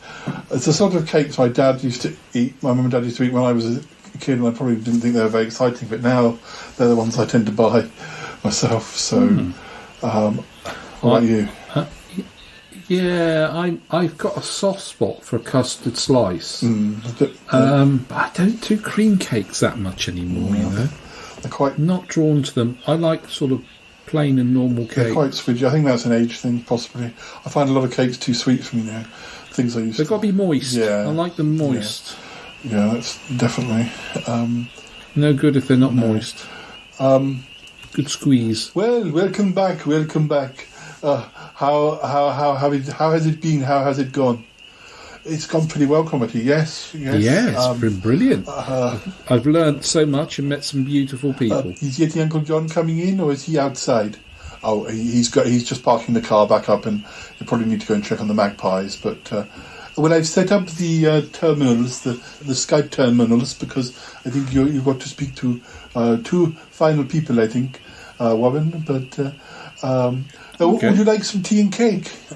I can speak to you. I think I can. You can say what you like, Paul. Well, we've had about how many? About 17 cups of tea, Warren, something like that. And 7 tons of cake. So we'll be all right, I think. Maybe a cup of tea when we finish, but I don't think I can face anything at the moment. Oh, Paul, that's fine. Same for you, Warren, or can I tempt you? Well, you're very tempting, I must say, but I'll pass on the temptation at the moment. Well, my temptation has all drooped out. Well, we're going to. I think we. Oh, yeah, I can see we've got one of our Skype people to talk to. If we have a chance between them, we'll have another. We'll talk about another year in TV. But I think we've got. Now, I don't know. You said you hadn't met an alien before. Well, I'm not sure if you ever met a talking bear before, because you were about to. No. Well, this is Charlie Gurr. He's a very famous bear celebrity in Beguria, which is in Europe somewhere, and. I've known him for quite a long time. I've known him about 15 years or more, and he's like in Beguria. He is like the most famous singer, actor, writer. He is basically the only famous. He just is taking everything. He's very famous, and he's very very Charlie. He loves pies. But anyway, he just wants. It's best if you meet him. We don't see him that often, but just so you know who he is. But, here he comes. Nope. Charlie, I've got Warren here, and do you want to just say hello? Oh yes, Paul. Yes. Oh, hello, Warren. What is your favourite pie? What is your favourite pie? You do like pies, I think. Favourite pie, lemon meringue. I have a sweet tooth. Well, I could recommend the belly button fluff pie. That's my favourite. That's my favourite. Very nice. Do you not find that a bit dry? Oh no, he usually has some sort of sauce made from dust or something. But that's fairly unique. Do you make your own? It's a Beguirian speciality. We get a lot of belly button fluff in Beguria, and it used to be quite difficult to know what to do with it. You see, so we put it in a pie now. So I used to stuff cushions with mine. Oh, you can also make tea from it as well, like really? tea bags with belly button fluff tea.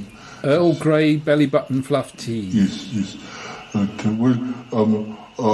been very good to meet you, but I will feeling very hungry now, so I need to go and eat 17 pies. So I will let you go. It's been very good to meet you. And you to enjoy your... Yes, I'm sure we'll work together soon. Oh, I hope so. Good luck with your belly button fluff pies. Oh, thank you. Yes, he seems to be okay, Paul. I think it's fine to have him on the show.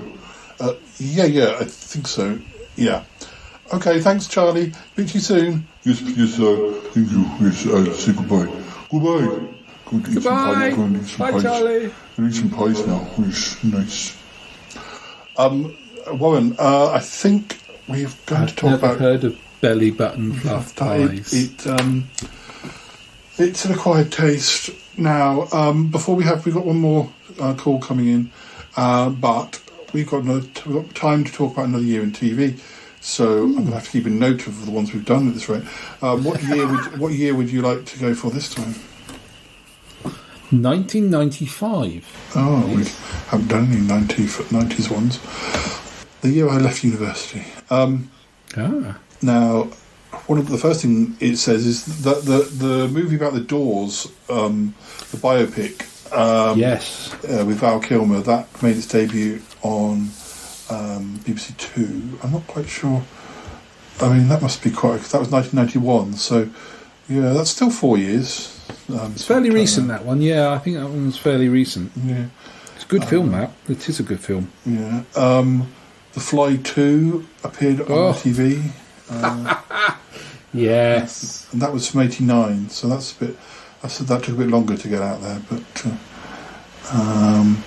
also got shows like Dangerfield with Nigel Valiant. He was from Casualty, wasn't he? He was. He got his spin-off show. I don't know what ever happened to him. He sort of did a couple of seasons of Dangerfield, and that was it. He was gone. Yeah. It says he briefly returned to acting in 2009 to play. Oh, is that what he does?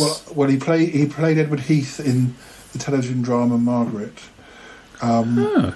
He left the production. He did something called Honey for Tea after Dangerfield. He married somebody who was in Casualty. He was in the cinema version of Tom's Midnight Garden, but he stopped acting in the early 2000s, except for doing that Margaret thing. But he's now a property developer. Really? And spends much of his time in southern India. Oh, wow. I didn't expect any of that.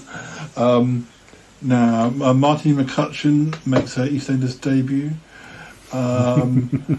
The body under the patio was the big plot on Brookside. Oh, Brookside, yes. Yeah, that spawned a 1,000 jokes afterwards, hasn't it? Yeah, I never watched Brookside, although I feel like I might have watched the very last episode because I'm quite interested in how soap operas finish. I watched the last episode of Dynasty and then later got into it and watched it. The last episode of Dynasty, or at least before they came back to do the mini-series, was quite watchable because lots of people were falling in things and falling off things, and it was quite a sort of good episode. You could watch it and enjoy it without knowing anything was going on. I watched the last episode of Dallas and it was very linked in to past storylines and I had no idea what was going on, so I didn't enjoy that. No, because Dallas was linked in with Falcon's Crest, wasn't it? Mm. Wasn't there? But with Dynasty, wasn't it the spaceship at the end? No, that was the Colbys, but that was the Colbys. That's just bizarre. Yeah. The Americans, I don't know what it is about American soap operas, big soap operas. They have to have a bizarre ending. Yeah. Did you ever guess who shot JR? No, because I wasn't really. I wasn't really watching. I was probably quite little when that was. Yeah. I was too young when that happened. Too young. It was the 10th anniversary of EastEnders. We've jumped from the start of EastEnders to the 10th anniversary. Apparently, they showed some of the most famous episodes. Hello, Ma. In March 1995, Channel 4 airs Pop Night, 8 hours of programming dedicated to cannabis. I mean... Was Michael Gove on it? I suspect it was really boring, because if you ever meet somebody who smoked a lot of pot, They're very boring. They're very, very boring. And unless you've smoked as well, and then you don't mind. But if you haven't, then yeah, they're very, very boring. I imagine that's what that would have been. That's brilliant. And it's a rap, not literally. Apparently, ITV airs what is billed as a one-off episode of Boom. This episode, Thieves Like Us, was originally due for transmission at the end of Series 7 in 92-93. No reason for this delay has ever been given, as the record wait was 2 or 3 years long. What? Don't know. I haven't. Never a great fan of Boone. Never really sort of I may have caught. In July, it's just a repeat. I don't know why we're being talked about this. In July 1995, the BBC One repeats the documentary Girl Friday, in which Joanna Lumley spends 9 days on a desert island with Desert Island, yes. I haven't seen that, but I don't know why a repeat of it is worthy. Is newsworthy. I don't know when it was originally shown, whether it was earlier that year or. I remember that because there was a big spread about it in the paper. That would have been because she would have had her. Because there was, she would have been sort of riding on the wave of Absolutely Fabulous. Yes. And she also had a series that I like. I probably like more than he's probably my third favourite Joanna Lumley thing after New Avengers and Sapphire and Steel. There was a 2-season ITV thing. You might.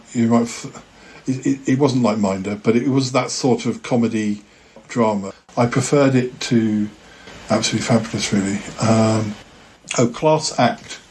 She played a character called Kate Swift, and she was like the wife of a guy who was either was like a criminal, and he went to jail, and she was having to sort of. It was produced by Verity Lambert. I've not seen it. It had Richard Vernon in, John Bowe, and James Gaddis, Nadine Garner, who was from Australia. I knew her from some Australian shows. It's just quite a fun series. I'll have to do it for Around the Archive sometime. There was only 14 episodes, but I feel like it was relatively popular at the time, but I liked her doing comedy that was slightly a peg or two down from Patsy. She is good at comedy, but this was a bit more sort of because it was a comedy drama. That it probably tested her a bit more because you're not acting up to turning up to 11 sort of thing. You're having to sort of be a bit more real acting, I suppose. What else? 95. MasterChef. Oh no, MasterChef's on. It's just somebody won Master. No, that's not news. It's not a very interesting year. I don't think 95. Felix the Cat. Felix the Cat. No, I don't think that's news. Star Trek Deep Space Nine makes its debut on BBC Two. There's digital channels and sport. Julie Goodyear makes her final regular appearance on Coronation Street as Bette Lynch. Bette Lynch? She did. She returned briefly in 2002 and in 2003, and I think at the time they were hoping she was going to come back full time, but because they were making like 2,000 episodes a week or something back by then. It was. I think it was a bit much. So they just had a plot line with her, and then she left again. I think it was like in Blackpool, or she was running a boarding house somewhere. Xena, Warrior Princess, September the 4th in 1995. I never really watched that, but probably I didn't. But a lot of. I mean, it's probably like along the same lines of like a Wonder Woman or something like that. It's probably it was sort of with axes and swords and great big pudding holders. Yeah. I don't think I want to mention this, but I probably will. We mentioned Generation Game. Well, I think when we talked about 77, because that was when Larry Rayson took over. Well, between then and 1995, Bruce Forsyth had come back again, and in 1995 he left again. and Jim Davison took over. But that's all I want to say about him. October 1995, the first ever episode of Hollyoaks. Is that still going? I think it is still going. I think that's going. I saw it, some of it. Unfortunately, the other day, I switched over for the news, and Hollyoaks was still going, and I thought, is this really going still? Yeah, I think we said before. Because I was thinking, I said before. It's sort of, it's sort of aimed at a younger generation, but that younger generation would have grown up now, and I just didn't see it all correlating too well. I feel like if I'd have got into it, I would have loved it, but because I kept hearing interesting plots after they'd happened, and you know, knowing my like for slightly tacky soap operas, it's probably one I could have got into, but it wasn't I to like be. Chester though. Chester's a nice place where it's the something like that, isn't it? There's that sting at the end. Yeah. In November 1995, Twin Peaks: Fire Walk with Me, the 1992 prequel film, was shown on TV for the first time. I saw that at the cinema. I think that's the first 18 film I ever went to see when it came out. And I was a big fan of Twin Peaks, but that film was a bit. I remember I went in to see it with some friends who were all fans. We were all fans of Twin Peaks, and it was a little bit more adult than the TV series. I mean, not amazingly so, but there was a bit more flesh on view, and it was quite weird anyway. More meat on the bone, so to speak. Yeah, and because it was our first, when we all came out, we were kind of, no one quite knew what to say. But then they all look at the floor and shuffle their feet. That often happens with David Lynch. That often happens with his films. Take a few watches before you can even work out what's going on. But if you ever do. A Close Shave, the third short film starring Wallace and Gromit, premieres on BBC Two. You need any more perfection in plasticine. Yeah. We mentioned Morph, I think, in one of our previous chats. Are you a plasticine fan? Would you like to get your hands on some plasticine? I did. People who think that Sutton Park's real, please look away. No. I did try and make a plasticine creature to have on Sutton Park. And also a friend of mine who was a lot more talented in art than me made a plasticine monster, which was probably a lot more successful in this show. So, yeah, we have. I did dabble in plasticine. What else? That show Bugs, that started in '95. That was sort of like a BBC. Was that like BBC version of Mission Impossible or something like that? That's right. I used to get the two series, Spooks and Bugs, mixed up. But it had the chap from with the curly blonde hair from Craig McLachlan from Neighbours. That's it, from Neighbours. Yes. Whatever happened to Craig McLachlan? I think he made a show, made like a detective show in Australia. Jesse Birdsall was also in it. Now he was in El Dorado. He probably did quite well to escape El Dorado and still be considered for a main role in a TV show afterwards. And Jan Harvey from Howard's Way was in it too. I don't think I ever. That was a bit too action orientated for me, probably, to ever watch it. But the Mrs. Merton show started in '95. Really? Hamish Macbeth. Yes, I did like Hamish Macbeth. I don't think I ever Scotty dog saw that. Oh, Dr. Beeching. that was.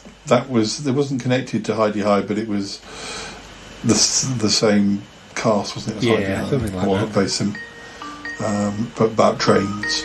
Yeah, I think that's pretty much it. I can see the Skype's going. We've got our last guest coming on, so I think that's 1995. And this is Albert the Dragon. He's my son, sort of, and yes, he works at a phoenix farm. So on the phoenix farm. Yes, yeah. Albert, are you there? Yeah, I'm here. How are you doing? It's Warren. Hi, Warren. Hello, Albert. How are you?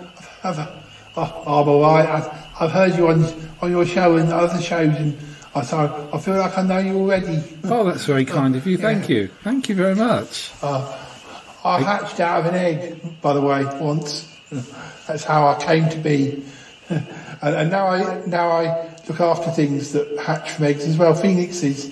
Yeah. Did you have to go in the fire? Did the egg have to go in the fire? I don't appear on the show enough, do I, Paul? No, you don't, because you're very busy and we don't live in the same part of the country. No, it's trouble, isn't it? It's trouble. Yeah, it is a trouble. So Warren is sort of become a regular member of the show, so I've just been introducing him to everybody, really, as much as possible. That's really good. How has it been? Have you enjoyed your visitings? I've loved it. I've loved every minute. I feel as though I've made more friends than I've ever had before. It's great meeting new people. It's good. Well, I should probably let you go. You probably want some tea and cake or something. We've had quite enough tea and cake, Albert, but we probably ought to go. It's probably time to say goodbye to the listeners. Oh yeah, hi listeners. This was me, Albert the Dragon. I'll see you soon. Yes. See you soon, Warren. Bye. Take care, Albert. Right. Bye. Oh, he's gone. Skype's gone. Yes. So, I think that's pretty much it for this episode, listeners. It's probably been quite a long one because with the Sutton Park clips as well. But So, Warren, you've done very well meeting so many people in one episode. But thank you very much for inviting me along. I've really enjoyed myself. Well, that is about all we've got time for. So we'll say goodbye now, listeners. Obviously, there'll be a couple of bits coming up after the music, but anyway. So yes, well, we'll speak to you again soon, Warren. Maybe we'll talk about TV, or maybe we'll do something completely different. Yes, good luck with your cinematic sausage as well. So thank you very much indeed, and thank you for inviting me, and thank everyone for that. I've really enjoyed myself. Thank you very much. Well, thank you, and thank you, listeners. Right, goodbye for now. Goodbye.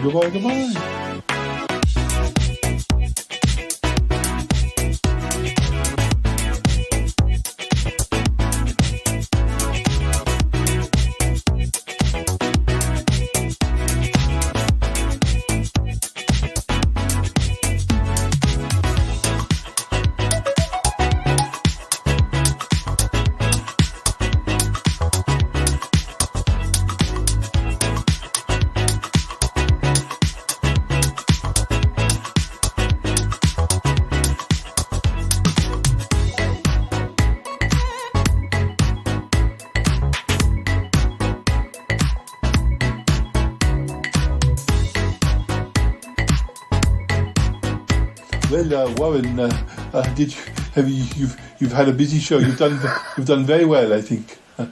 Yes. Thank you, sir. Thank you very much indeed. Yes. I like to keep abreast of things, I like to meet all these new people and experience something new. It's nice to experience something. Yes. Well, who knows? Maybe you'll get to go in space with Ink sometime, or you'll be able to attend a Phoenix festival where the Phoenixes do their singing. Who knows? There's so many different Phoenixes sing. Yes, they do. Yes, Tallulah is very well. She's involved in an album that's being recorded with Phoenixes. But yes, wow, never thought of them being a musical bird. Yes, more so than Yeti Uncle John's magpies, of course. But, yeah, they're yes. You got to. I think they can be slightly devious as magpies. They had that glint in their glass eye. I think so. Yes. Yeti Uncle John has texted. He says he'll be over in a moment. He's got some messages for Warren. So Warren, you weren't going to leave quite yet, were you? You can wait until no. Oh, good. Wait for messages. I can hear the theme music playing. So we'll play the theme music when we come back. I think Yeti Uncle John will have arrived. Yes, I don't know where Paul's got to, but anyway, never mind. I gotta go now. Bye. I want to talk with you. Gotta go. Bye. Goodbye. Goodbye, goodbye, goodbye, goodbye, goodbye, goodbye. This show is part of the Pride 48 network. Find more shows over at pride48.com. Oh dear. What's going on now? Oh, it's the Shy Life Podcast. Let's go. I have a voice. I have a voice. You have a voice. You have a voice. We have a voice. We have a voice. Unique voices in podcasting. UnivazPods.net. Oh, Warren, there you are. You hadn't gone good. Oh, Yeti Uncle John, it's always a pleasure to see you. I hear so much about you. Yes, well, I did only see you about 20 minutes ago, but yes, but thank you. Now, I've got some messages from some. You seem to have got a few fans, let's say.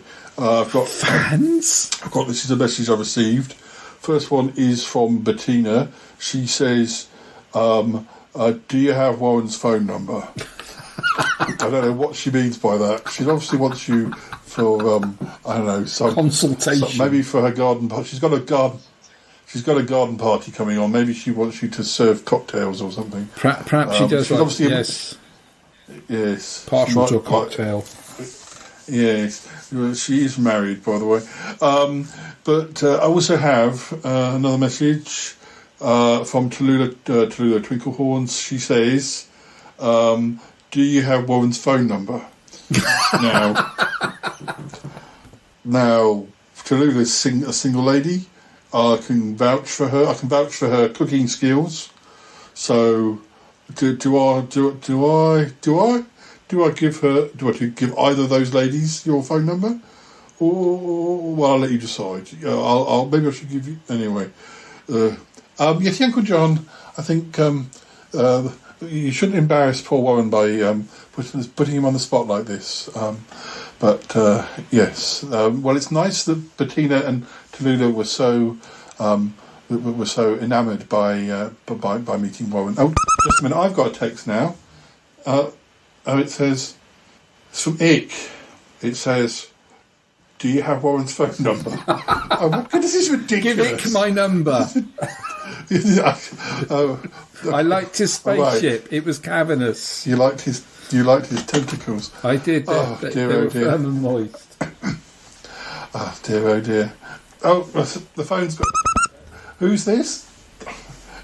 I don't recognise that number.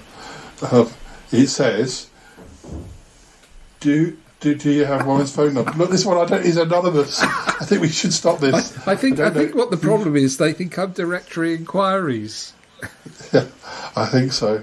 Oh dear, oh dear. Well, you've got fans anyway. Anyway, listeners, we'll deal with this offline. But anyway, well, it's good to have such a successful and popular new member of the team. So. It's a pleasure to be welcomed by such a unique bunch of people, and I feel privileged. I feel very privileged. Just a minute. Cromitty, was that you texting?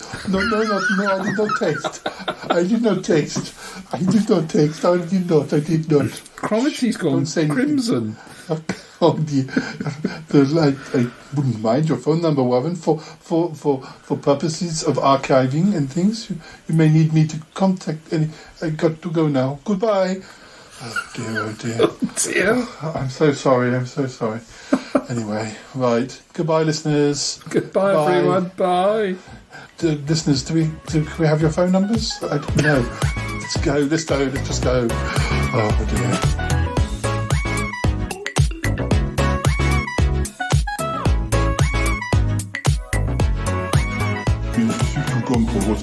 What's happened? Where's he gone? I'm not sure. I think, Charlie, I think that Skype's working, but Skype isn't working, in a way, if you know what I mean. Yes, Paul, I think I understand. But Warren is in the room. Warren is in the room with you. So how come Warren has vanished, but I am still here? I don't quite understand. No, I don't quite understand. I wonder what's happened. It's still recording, so he's out there somewhere. Yes. Well, I wonder what's happening. I'm not sure, Charlie. It's a weird situation, but I'm sure he'll materialise back in the room at any time. Yeah. We'll just keep talking. Oh dear. Well, the other thing that happened was that we were rather surprised that Warren, who was in the room with Paul, vanished, and yet Charlie, who was on Skype, was fine. I'm not sure how that worked out. The wonders of modern technology. Yeah. Let's take that again. Was he using one of those Skype knockoffs? It wasn't genuine Skype. I'm not sure what happened to you. The Skype. I'm not sure what happened to you, how you vanished. Oh, I think that was a wonderful episode, don't you, Dobby? I sure do. Yeah. Oh, yeah. 547, 547, 547, 547,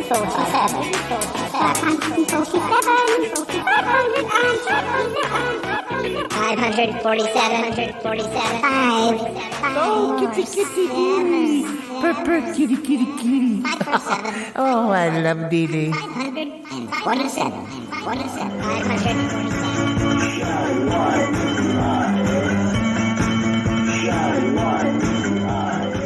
Paul, I thought these characters were real people. You're really destroying it for me.